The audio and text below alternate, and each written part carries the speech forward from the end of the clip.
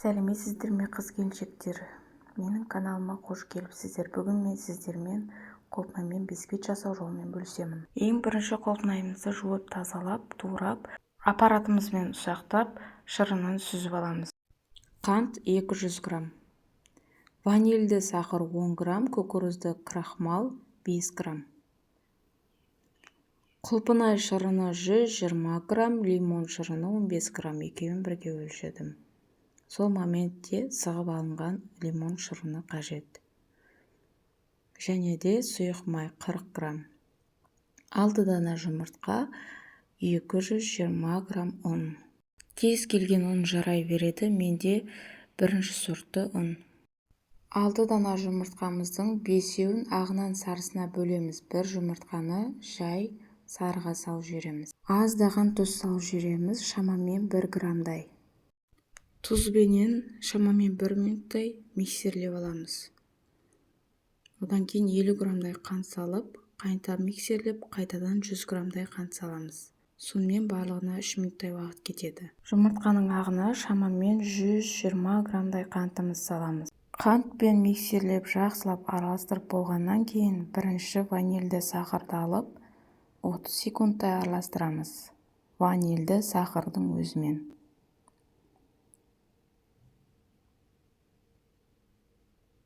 Келесі өлшеп алған кукурузды крахмалымызды салып, онымен де 30 секундтай араластырамыз. Жұмыртқаның ағы дайын болған кезде, егер сіз жаз мезгілінде далада күн ыстық кезде дайындап жатқан болсаңыз, міндетті түрде холодильникке қойып қоюыңыз керек. Бисквитіміз дұрыс пісіп шығу үшін белокты дұрыс дайындау керек. Дайын болған белогымыз ыдысымызды төңкеріп қарасақ та ол қозғалмайды. Дайын болған жұмыртқаның ағын бір шетке алып қойып, жұмыртқаның сарысын дайындауға кірісеміз. Ең бірінші жұмыртқаның сарысында тұзбен миксерлейміз. Қантымыздың қалған бөлігімен миксерлейміз. Шамамен 3 минуттай уақыт кетеді. Ақшыл сары болып, осылай дайын болады. Сарыны ақтың үстіне салып, екеуін бір ыдысқа біріктіріп араластырамыз.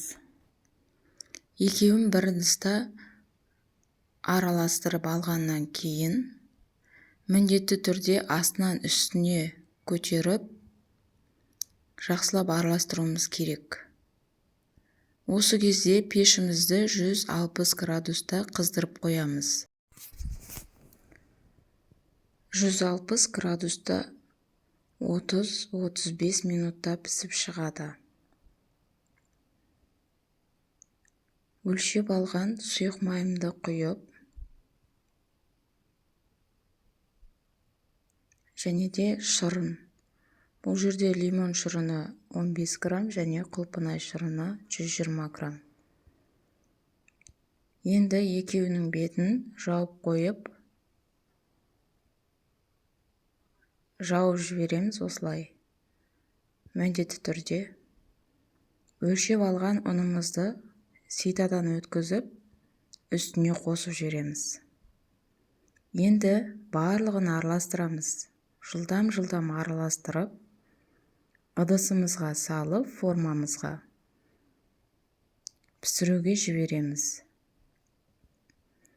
Бұл бисквит розовый түсті болып шықпайды. Құлпынайдың дәмі шығады, бірақ түсі розовый болмайды. Пісіп шыққан кезде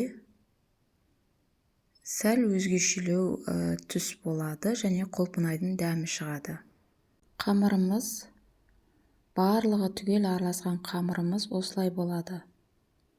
Өте қою емес, сұйық емес.